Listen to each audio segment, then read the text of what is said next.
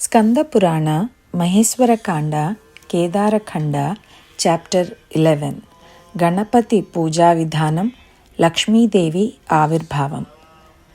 ప్రతి పక్షమునందు వచ్చే చవితి తిథి నాడు గణేశుడిని పూజించాలని, ముఖ్యంగా శుక్లపక్షంలో తెల్ల నువ్వులతో అర్చించాలని మహేశ్వరుడు ఉపదేశించాడు. గణేశుడి సాత్విక, రాజస, తామస రూపాలను ప్రతిబింబించే శాస్త్రోక్తమైన ధ్యానాన్ని అనుసరిస్తూ ఈ పూజ చేయాలి.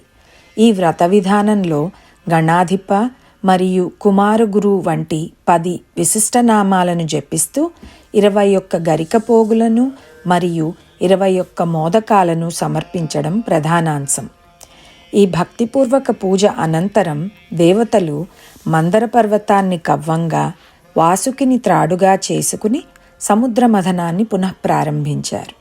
గర్గ మహర్షి వివరించిన అత్యంత శుభప్రదమైన గోమంత ముహూర్తంలో జరిగిన ఈ మథనం ద్వారా అమృతంతో నిండిన చంద్రుడు, కోరికలు తీర్చే సురభి కామధేనువు, కౌస్తుభమణి మరియు కల్పవృక్షాలతో పాటు దత్తూరము వంటి మత్తు పదార్థాలు ఉద్భవించాయి.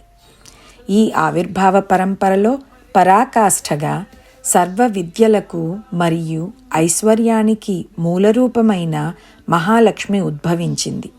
గణేశుడిని నిర్లక్ష్యం చేసిన అసురులు తమ తేజస్సును కోల్పోగా, లక్ష్మీదేవి కటాక్షం పొందిన దేవతలు పునరుజ్జీవితులయ్యారు.